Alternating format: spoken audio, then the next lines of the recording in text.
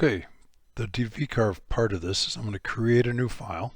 It was already set up as 11 inches wide, 24 inches high by 1 inches deep. If you need any other information off of here, if you could pause and just take a peek at that. And then the next thing I'm going to do is go up to this icon right here, import vectors. And it's going to pop up a list of files for me. I'm going to select the SketchUp file that I saved. It's gyrating right now, as you can see. This is what my settings are. Again, if you need to, please pause and see what those settings are. I don't know for sure what they do mean. You can see it's slightly offset. So by going to this icon here, align selected objects, this window pops up. I go to the center one here, and it aligns everything up, and I close that out. So now I have what I need to get started. What I'm going to do on this one is I'm going to start on the left. I'm going to select those 3 holes. In fact, this one here, I know those are full through, and so I'm going to go ahead on those, and I'm going to set 1.00 as full through.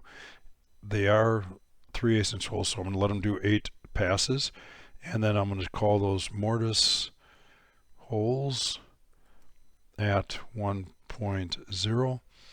So we calculate. All right, then I go back to 2D view. Now, it kind of wants to drop down in size. So now I'm going to go ahead and I'm going to do the mortises themselves. So I'm going to shift, click, shift, click, shift, click. Those are the mortises. Now I've got that, and I'm going to run those at 0.375 for depth. It wants to make 3 passes, which is great. I'm going to call them mortises at 0.375. Calculate. Now I can go back, and then let's go with this group up here. Those are all going to be at, I'm going to run them at 0.9. I'm hitting shift and dragging. So I've got all these selected via shift and drag. And on those tool paths, I want those to run at 0.9, so I'm going to use this one here. I'm going to set the depth to 0.90. That way I have a bottom on them. Those are for, what are those for? Those are for bits. Yeah, those are for bits, for hex bits, and they're slightly larger than a 1/4 inch. And then I'm going to call them hex bit holes. You could also probably put pencils in there at 0.9. Then we're going to say OK, or calculate rather. Then I'm going to click on this. Now I'll come back over to here, and I happen to know that this whole group right here are all 1/4 inch holes. So let's just get rid of those, or not rid of them, but let's do those right away. And since they're 1/4 inch, and I do want those all full through because those are for like bolts, so that's 1.00. And then on those, I'm going to edit my passes, and I'm going to drop down to only 2 because it's really just going straight through the wood. It's a 1/4 inch bit making a 1/4 inch hole. So I'm going to say 1/4 inch holes at at 1.0. So now I've got all that group done. Now, so I don't lose my place here, I'm going to stay up on the top part here. So let's go ahead, and we have some more holes. Sometimes you got to use the cheat sheet to look and see what it is that they're used for. So I'm going to zoom in, and once you know it, there's one in there that's partial through, but the other rest of them are 0.9. So I'm going to do 0.9 on all the holes. I'm going to cheat a little bit, and if I need it later, I can always do it. So I've got all of those, and I'm going to shift again, all of those, and that one. Let's double check in here. Yep. Okay, I'm going to run those at 0.9. And then those are going to do 7 passes. So I'm just going to call them holes at 0.9.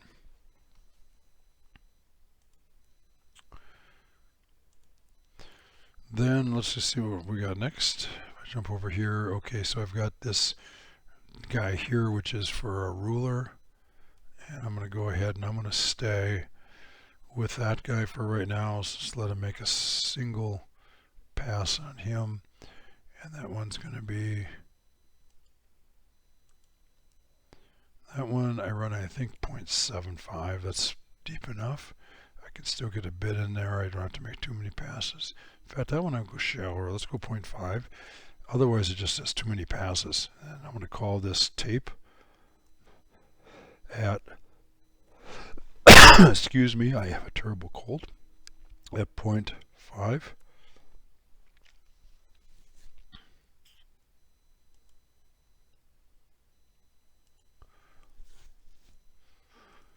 And then let's see what else we have up here. I have, okay, I've got this guy and those two yet, or those three rather, and those are all full throughs. So I'll go back here. So I'm going to grab him. I'm going to do Shift plus him, Shift click, Shift click. Those are all slots that I want full through. So I'm going to go 1.0. I'm going to let it do the full number of 8 passes. These are slots at at 1.0. Calculate. Alright, so I've got that whole upper half covered. Now let's see, what are these here?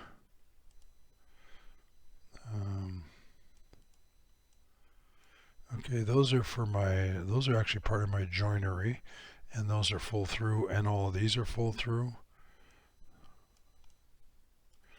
So let's just go ahead and do like these guys all here. So it's those 3 guys plus Shift all these guys.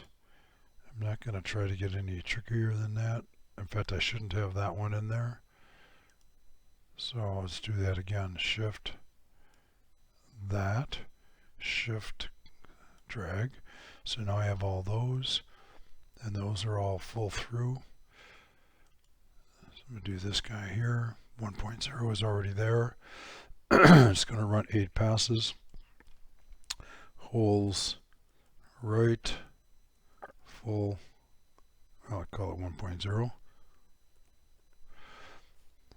To calculate. Then I go to 2D, back to 2D. And again, I got all this stuff up here. Now I have some stuff going on down here. It's going to get a little trickier. Okay, I have a lot of blue right there. So really there's 3 things that are not at 0.90. So the blues are at 0.90. So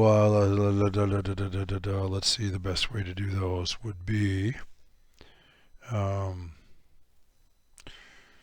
just going to run them all at 0.90, but I'm not going to run the insides of these 2, or I'm not going to run this slot. So I've got these guys. I'm going to Shift, select, Shift, select. Let's just double check that. Yep. Then I can run that guy only. That's a click Shift, and the outside there, click Shift. That's 0.9. So now I've got all that group, and that's it.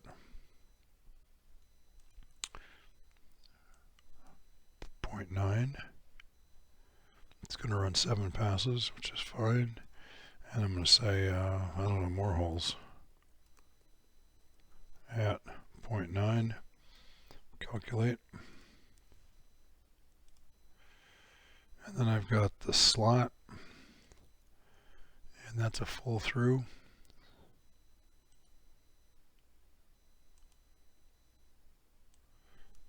.0.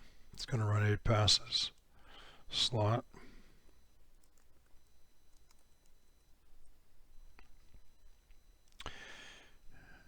.2D.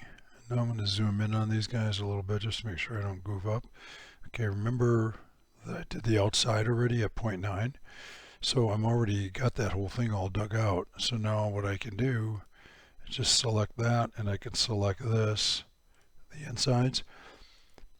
and I can run them at a start of 0.9 and continue for 0.1, not 1.1. So I have a total of 10, which is 1 inch total. Just saves the machine a lot of time. And that would be glue inners start 0.9 plus 0.1.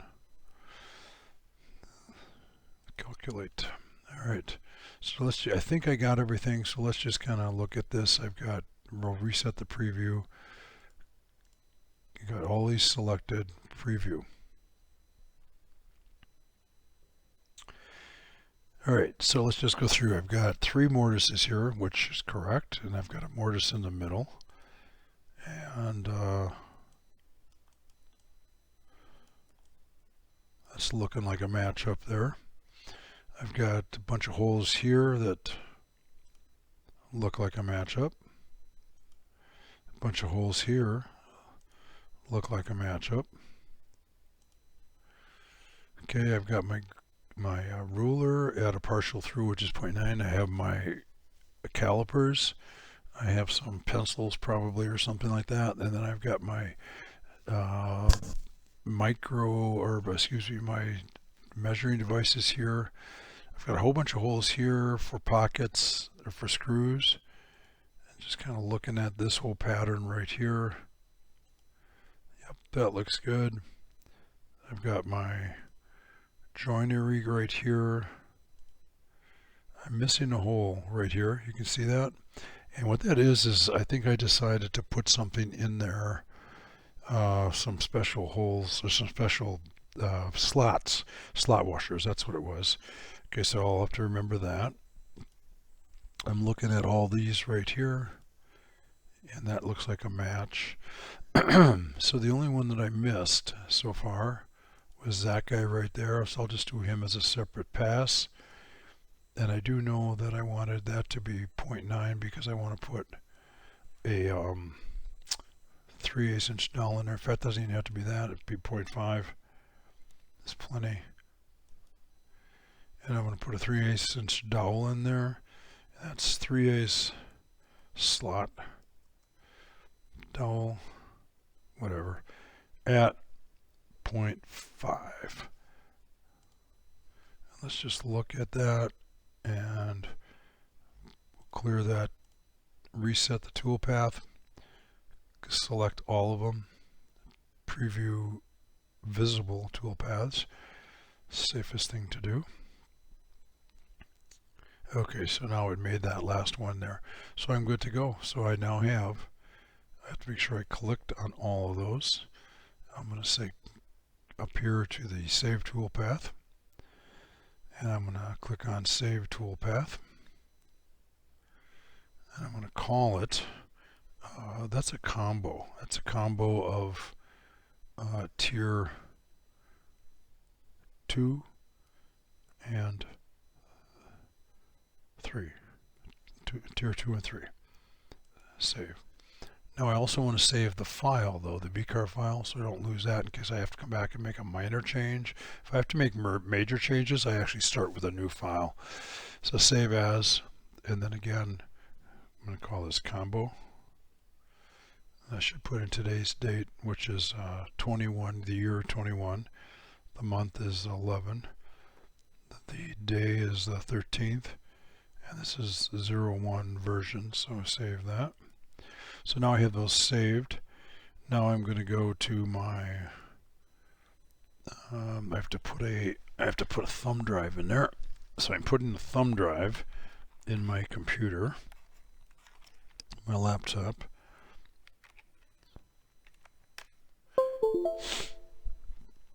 So now the thumb drive shows up. There is an older file on there. I'm going to get rid of it so I don't have to look at it on the CNC machine. And I'm going to go to my documents. I'm going to go to my that particular folder, which is the micro workbench. I'm going to look at date modified. I have combo right here. that's a vector I have. Here's the one I want, the tap one. So that's, I'm going to do a copy. Then I go to my floppy drive, or my thumb drive rather, which is now empty. Right click, paste. So now I have my combo tier 2 and 3. It's the tap file. That's what I need for the CNC. Then I'm going to go down to my eject mini, and I injected the mini. Should give me a notice. It's not going to do it because I'm doing a screen capture. For some reason it doesn't do that. And so I am all done, and I'm ready to go back out to the shop.